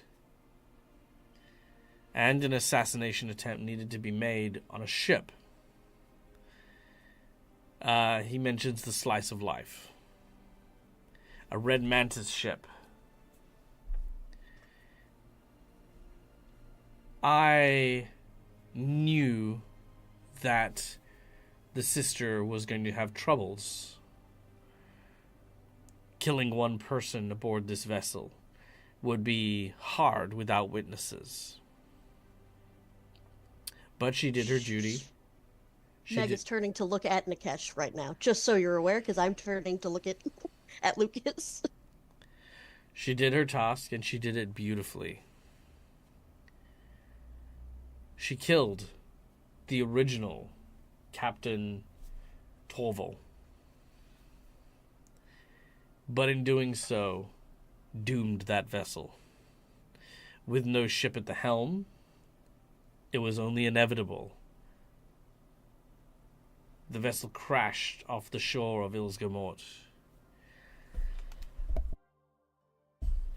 Sister Mary, skilled, strong, was able to swim to shore. But the others were not so lucky.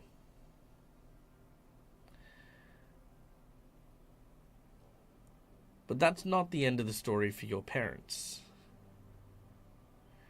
You see, they survived the crash. Them along with your insipid uncle. You see, your uncle transformed into a figurehead and sank with the ship. I kept tabs on him once in a while. Saw him at the bottom of the sea, slowly eroding. If he ever tries to turn back into a tanuki, most of his flesh, I'm sure, will simply rot off from the amount of time he spent down there. Your parents, however, they were on a sandbar for 3 months. Rudimentary supplies lasted them for a while. But there was no way to contact the island that was so close. Food began to get scarce. They would continue to find little washed up things that would help them, just for a little longer. It was very fortunate that these things just happened to wash up on their shores. He sort of smiles wickedly. He is heavily implying that he was giving them supplies, not enough to survive, but enough to, keep them barely alive for 3 months. Yep. Eventually, desperation overcame them. And your father, attempting to brave the waters, dove in. It was a pity, really. If only he knew about the riptides and the currents that surrounded Ilsgamort and protected it from intruders. The last I saw him was drifting into the deep sea, like a big, fluffy buoy, off in the distance as his wife screamed from the shores of the small sandbank.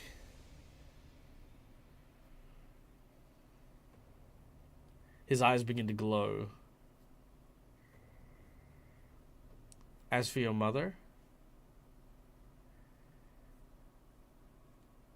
last I checked, she's still there. On that same sand barge.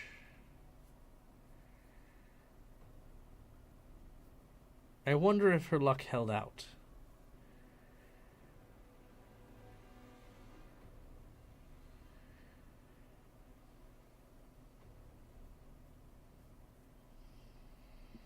Okay. So. Yep. Yeah. Obviously I was trying not to interrupt you there. So yes, Meg went from pissed to there's kind of, that look of don't tell me. There was a lot of that. And definitely the eye contact when I thought you were about to tell me that Sister Mary did it. So she looked at Nikesh on that one because obviously knows how close Nikesh was to her. I mean, depends on how you want to view that, because the killing of the captain did still crash the ship. You know what I mean? Yeah. Yeah. Collateral damage is But little bit different. I think when he said that, that they found the sandbar and then he was continuing to torment them, that kind of took in her mind, the blame off of her and put it back onto him instead. Which actually helped a little bit. Hand definitely tightening around the hilt of the dagger. And I think that for the most part, the reason that she has stayed her hand so far is because she needs to know how it ends. But she will say, when he said last he saw her, she was still on that sandbar. I wonder if her luck held out. Do I know, like, the area? Would there be islands around here where someone actually could survive? Or was this so long ago that there's no way she's alive still? If he wasn't keeping her alive, she is most certainly dead. Okay. Like he said, like, it's not an island, it's a sandbar. So it's not even listed on the maps, which is why it couldn't be found. There's no food or water, anything that would help them survive. And as he said, as soon as your father tried to swim, he was dragged out to sea. If your mother eventually did that as well, she'd be dragged out to sea just as much. By the way, this story comes courtesy of our sanity check. Boom, boom, boom, boom, boom. I hope you enjoyed the psychological horror. Yeah, I thought it was really good. Thank you. Okay, so he does have more story to tell this time. The rest of the stuff involved with the other side of the adventure, but he is pressing himself to see what you would do, not physically, but like, you know.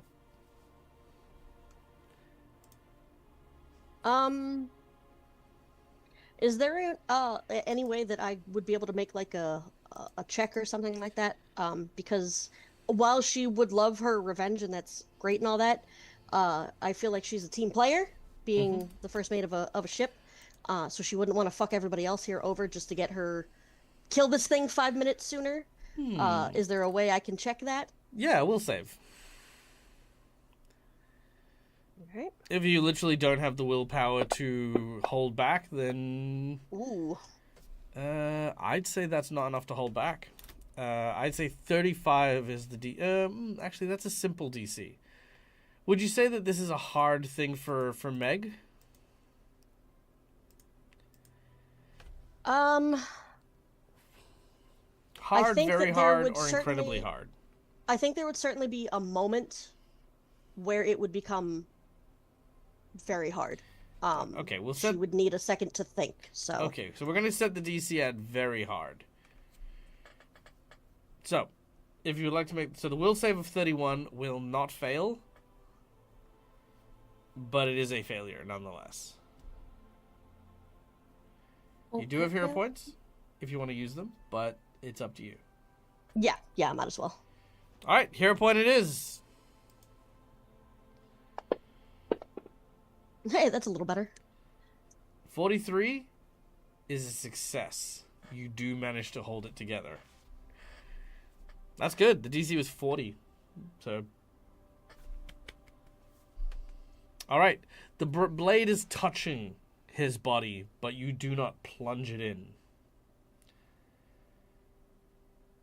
He sees your strain. He sees that torment that's over your face. And you watch as he breathes it in like an intoxicating aroma.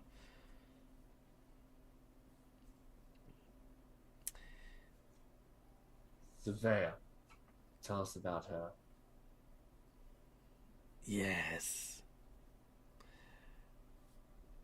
Sister Mary couldn't cut what she had done. Not truly. Cloistered herself away and continued to teach instead of doing her good work. Till she was approached. He opens his mouth and unfurls a snake-like tongue that has a scroll on it. He lowers it down towards Meg.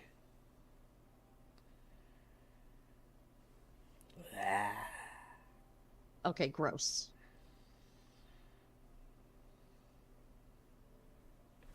Do you take the scroll? Take it, Meg. Yeah. Okay. On the scroll itself,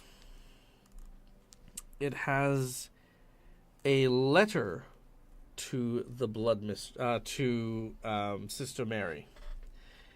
It is written in a diabolic cipher, which I'm going to say, just for the sake of expediency, because we are at the end of today's session, that you are able to read and understand. But I just wanted to know it is coded. It provides explicit detail about Kara,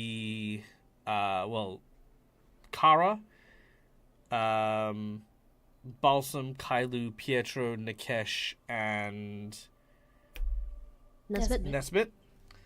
How they are the only ones who could potentially get in the way of the plans to depose the Blood Mistress, and suggesting that she be the one to convince Nikesh to send out a letter calling the others to assist with the mission against Old of Blood something.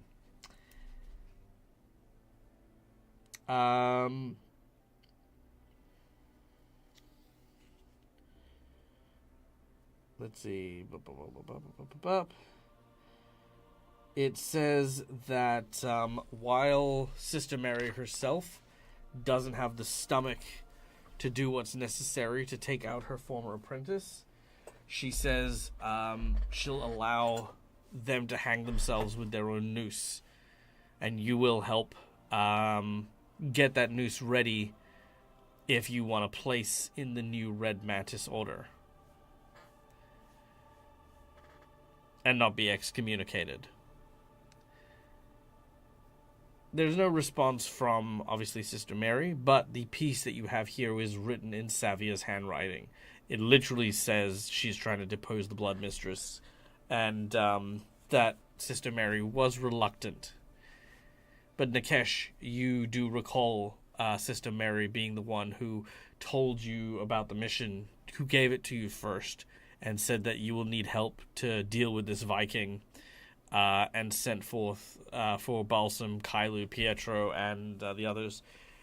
Which, as many of you remember, you got a strange letter basically for this particular mission.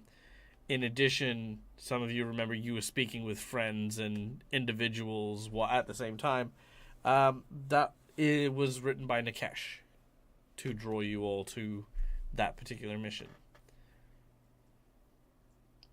And Nikesh, at the time, you never questioned Sister Mary. She is one of the major contacts. She is somebody who dispenses missions the way that you'd received it. But to hear now that mission came from Savia and not the Vinay, that's the new bit.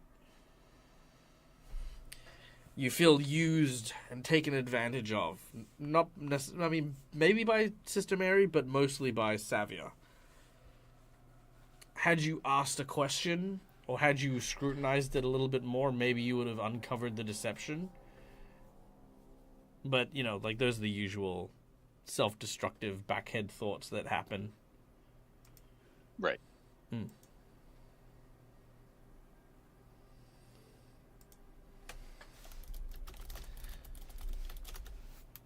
All right. He says, as for now, however, Sister Mary's dead. My shackles are unbound. And now I get to decide what I want to do for myself.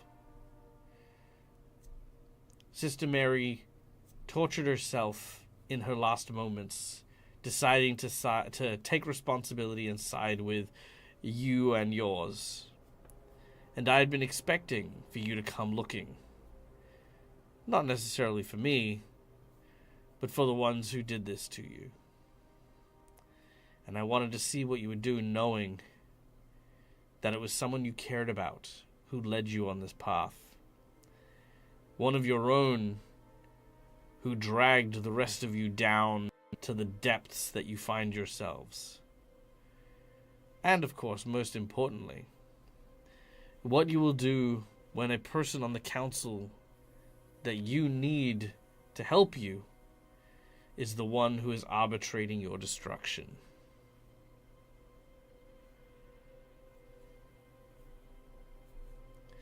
Oh, sorry. No, the Savia didn't write the letter. Sorry. No. My apologies. Yes, Savia wrote the letter to Sister Mary, but there is no response from Sister Mary back to Savia. Just the implied what happened because she gave the mission to Nikesh. There we go. All right. All right. Well, you now have the full story. And a scroll in her handwriting. And the scroll in your handwriting. Oh, and in her handwriting, yes. With her name signed on it and everything. I will kill her for this.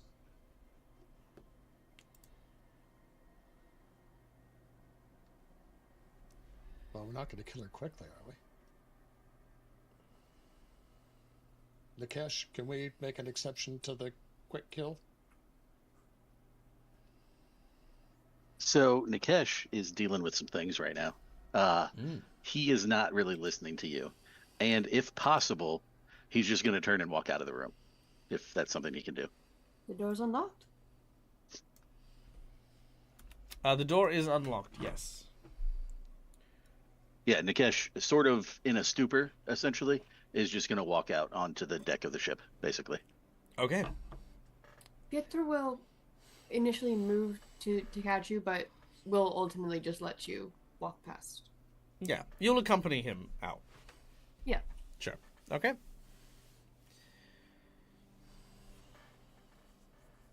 Before I leave the room, he will say to this creature, "By your tone, it sounds as if you will be staying for the trial."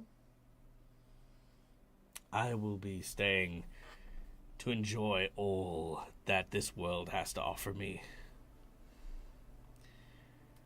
And the Red Mantis are very good at causing pain and suffering, even among their own. It is exquisite.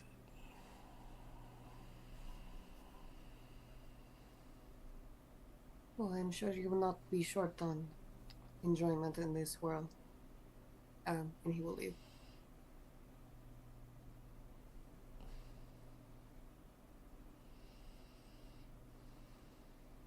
To follow Nikesh. I think we've got to go. All right. The creature looks at Meg. He sees the dagger still in your hand. He moves one of his arms and says, the one with 4 fingers, and he says, "I'll be taking that back." And he holds his hand out to Meg. I don't think that was part of the deal. You can resist if you want.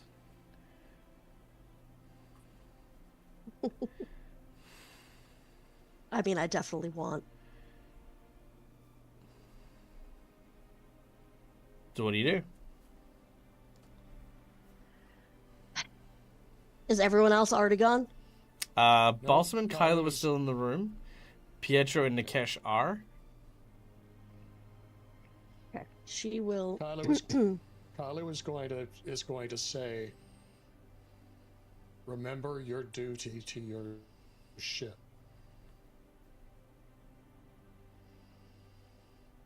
Meg is going to ignore him. There's a reason. There's a reason. Sure. She's going. Oh, sorry, real quick. Does look him- does Kylo leave with those words, by the way, or sticking around? He's sticking around. Okay. And Balsam, you're sticking around as well? Yeah, do what you think is best, Meg. Okay. Yep. Meg, you're up. All right. She's going to find a pair of eyes to look into, Mm-hmm.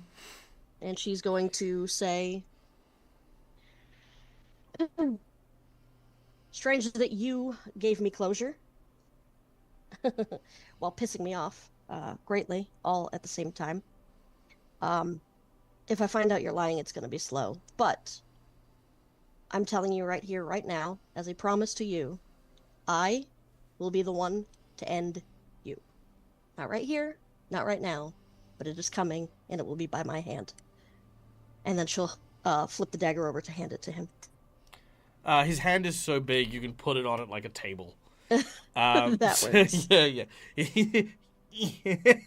Just, I'm being all tough, and then I'm like, "Here you go." yeah. He closes his fist around it and takes it, and he smiles and he says, "And when that day comes, I will welcome you like an old friend." Sorry, no, he says, "I will welcome your vengeance like an old friend." Yes. Makes sense. Yeah. Cool. And I would say Meg's not going to say anything else. Just going to turn to leave. All right, you all leave. Fuck! Ah! This close. This close! He has a petrifying gaze. I was this fucking close to grabbing you. Yeah, but you would have. But the campaign would have been over. Ah, no, but I could have done so much cool, horrible, awful things. But well done. You restrained yourself. And more importantly, you actually unlocked the second half of things.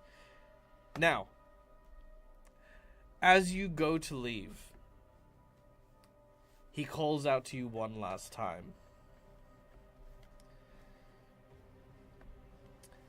I should, now that you remind me, go back and check on that sandbar.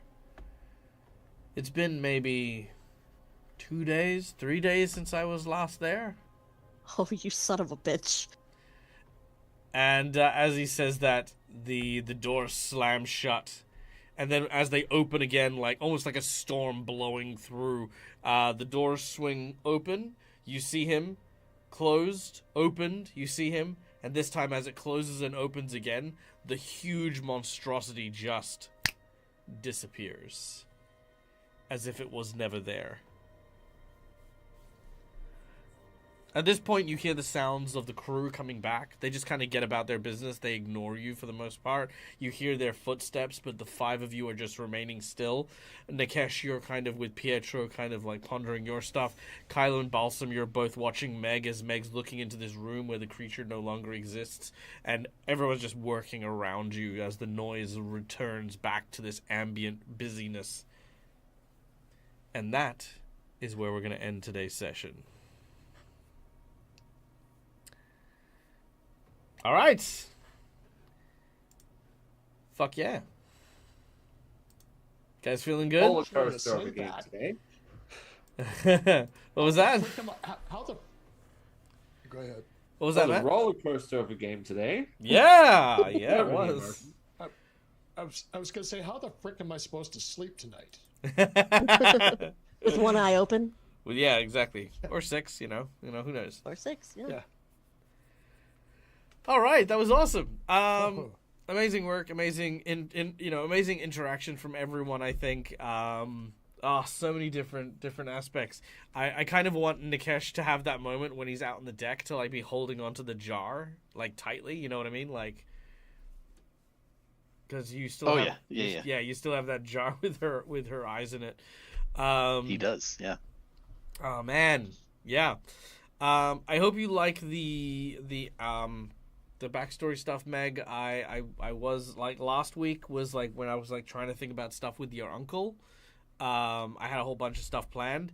I used none of it. I threw it all out I threw it all out the window. It all went away, and then we ended up with a different story, which is why I ended up quote unquote killing your uncle in the form of like, well, he was down there, he rotted, he's now part of the wood, and if he turns back, he's gonna like be like, that Pirates of the Caribbean thing, like, so no, not gonna do that. But he, and yeah, your reward for not killing him is that there's word that your mother is alive, which had you killed him, you wouldn't have gotten. Yeah. God. All right. Yep. Okay. How you feeling? Feeling good? Define good. I mean, the session that was great. Good. That was good. I feel awful.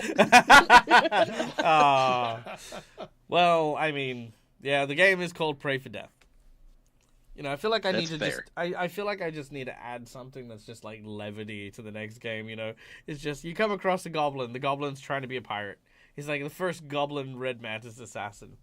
Also, if you'd lent into the flirtation thing, I was this close to bringing in that martial arts dude that Meg was flirting with earlier on, and then him Oh, see yes. you, and then having him see you like flirting with this guy. He's like, oh, I didn't realize she had a type. Okay, I guess I'll go.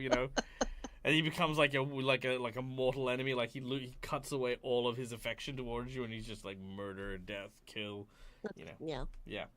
I'm racing Kylo here for most people flirted with, I think. Yeah, that's true. That's true. You're on your way. You're on your way.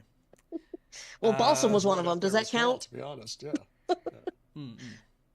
Yeah, Balsam is flirting with multiple people as well, and in fact has done stuff with, Yeah, true. on screen. Well, just off screen. Yeah. All right. But you guys have everything you need to go to the next section of the adventure, which is to go and approach the Vanai and present your case that you are not, in fact, traitors to the Red Mantis, that, in fact, someone among their very own was responsible for it. And yes, next week will be a courtroom case. Now, as far as the secret menu item goes, we're also going to give Meg an extra side quest stuff. So not only did we have the boss buff for this guy, by the way, Torval is not a demon, by the way, just in FYI. That was the that was the buff. So everything there was the boss buff. But in addition, we're also going to add the extra quest as well. That's just a bit of service from Dag to you guys. So not only just the buff, but also some extra plot stuff. So yay. Guys, thank you so much for coming in and joining us. Hope you had a good time. I had a great time. I'm also feeling very, what's the word? Like emotionally freaking up there. Yes, that's right. The link for the charity. I got that right here. Thank you for reminding me. Guys, as I said before, we have our friends over here on the Runkle of the Bailey channel doing their charity for Extra Life. If you go in there, just say hi, introduce yourselves, get comfy, and of course, if you donate, as always, donate generously, but donate responsibly. It's for a great cause. Again, children's hospitals are always a good thing to support. And Extra Life has done amazing work with not only the TTRPG, but just the gaming community in general as well. So they're a very reliable source as well. So yeah. Runkle's actually where Steve and I got our intro to D&D. Nice, awesome, amazing. And now you've dumped D&D, and now you're playing Pathfinder. Love you both. It's great, amazing, good choices. Cool. I think that's it, guys. That's Michael. I'm the Dad's Gamer. This is my place. This is my face. You can find it here a number of times during the week. We'll be back for Gatewalkers in many hours, like 11 hours, something like that. No, hold on. Less. Yeah, less than that. 10 hours. 10 hours, yes, that's it. Less than 10. Oh my god, yeah. Hold on, wait. How many hours? Yeah. 9 hours and No, 3/4. Yeah. That's it. So yeah, so soon. So we're back soon. But guys, stay safe, stay wonderful, be kind to each other because why the hell not? It's free. And until we meet again, game hard or die trying. Good night, folks.